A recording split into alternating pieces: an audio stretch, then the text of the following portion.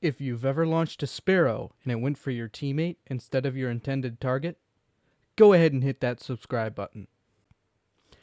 Ladies, gentlemen, and my most often forgotten, but certainly not by me, Phoenix spammers. I'm your host Clanker Wanker, and welcome to the video. In this video, I'm going to be going over multiple different types of radars, modes, and how and when to use them. So buckle up, because this is going to be a lot of information.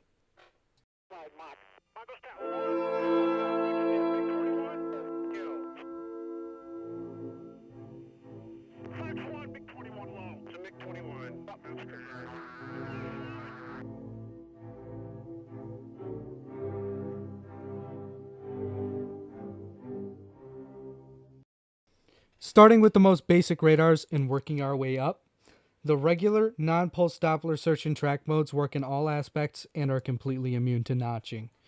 This means they are better at tracking targets moving away from you, but they are extremely sensitive to ground clutter and chaff. One chaff deployment can completely fool your radar while using this type of mode.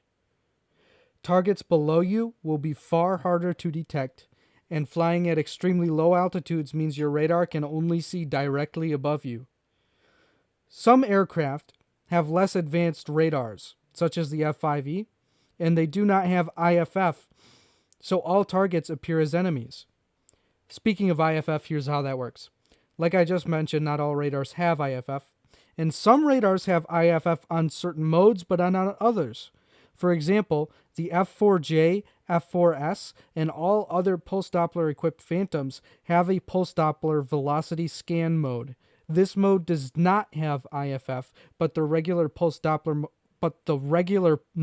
Doppler modes do, Most high-tier aircraft do have IFF though. Here's how to IFF targets using your radar. If you look at the radar screen, some contacts are displayed as one line. Some of them are displayed as two. One line means an enemy contact, two means a friendly, but be careful. This display makes it very easy for a friendly to be hidden in a group of enemies, and you cannot tell which one you've locked once you've already locked it, unless you'd use a TWS lock. Speaking of TWS, the display is a bit different, where all contacts are displayed as a circle with a velocity vector, and the friendlies have a line above them. Okay, IFF tirade out of the way, let's discuss MTI mode. MTI mode uses the Doppler shift effect to determine what is moving and what isn't. The ground isn't moving, which means at a given airspeed, the radar will detect a set amount of Doppler shift. Anything moving in any direction other than 90 degrees perpendicular to the aircraft will have a different Doppler shift than the ground, effectively allowing the radar to filter out ground clutter. MTI mode can be used at all altitudes and aspects, but because it uses the Doppler effect, targets moving perpendicular to the direction of the radar beam cannot be detected. This maneuver is referred to as notching, and it works against both pulse Doppler and MTI modes. Now on to the guy she told MTI not to worry about, pulse Doppler.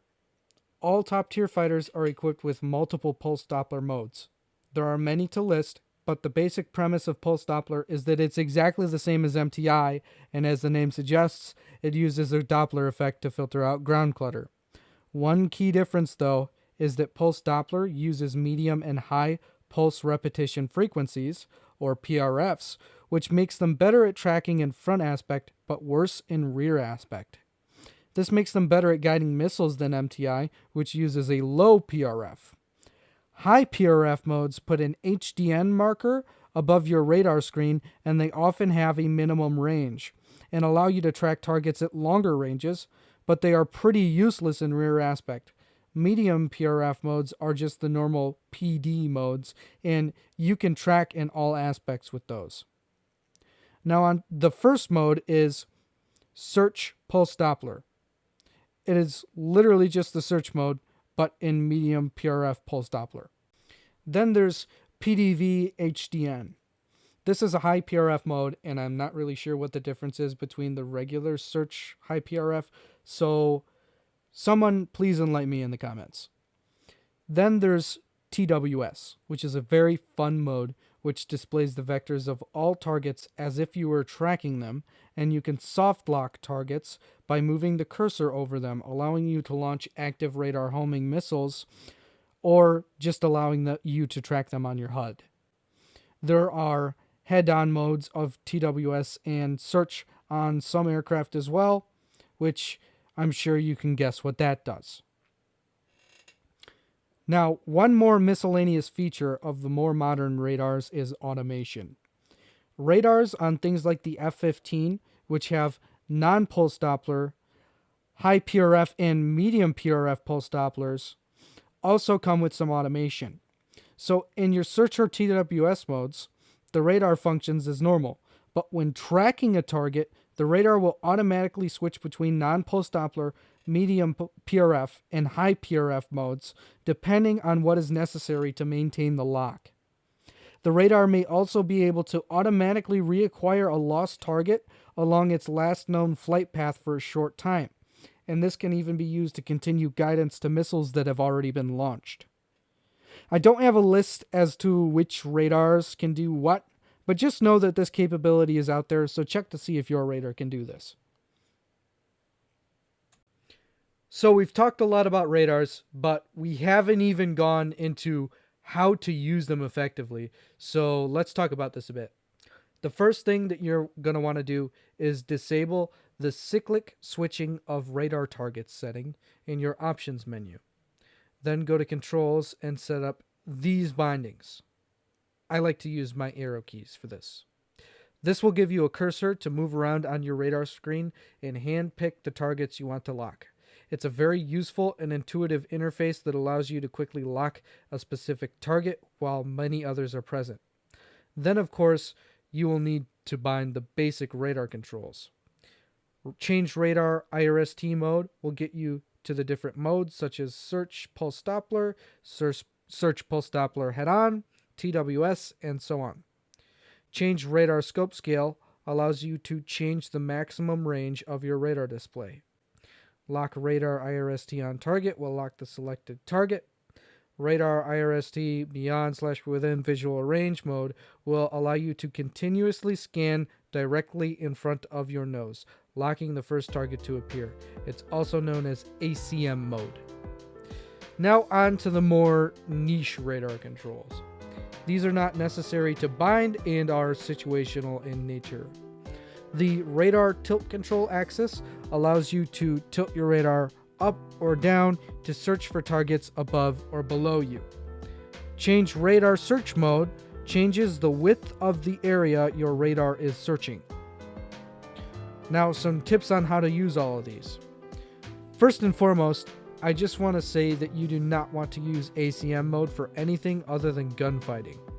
It is typically limited to a 6-mile range, so it's not really useful, but critically, it doesn't allow you to IFF a target before locking it. It's really only good to use in close-up fighting with aircraft you have already identified as enemies, since you can just turn it on and it requires no input to lock targets once it's on.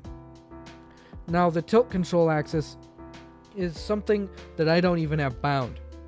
The only time I really wish I was using it is when I'm flying at a high altitude or I'm climbing, because it would kind of be handy to point my radar downwards to see what's going on below me, especially if I'm flying high and something like a Tomcat shooting down. Now, for changing the search width angle, I find it most useful when I know where an enemy is coming from and I want to find them quickly. It limits the physical rotation of the radar emitter, which means it takes less time to scan every angle within its parameters. In other words, it just finds things quicker. Okay, so that wraps up my radar info dump. I hope you liked it. Leave a like, comment, and subscribe to see more, and you guys all have a good day.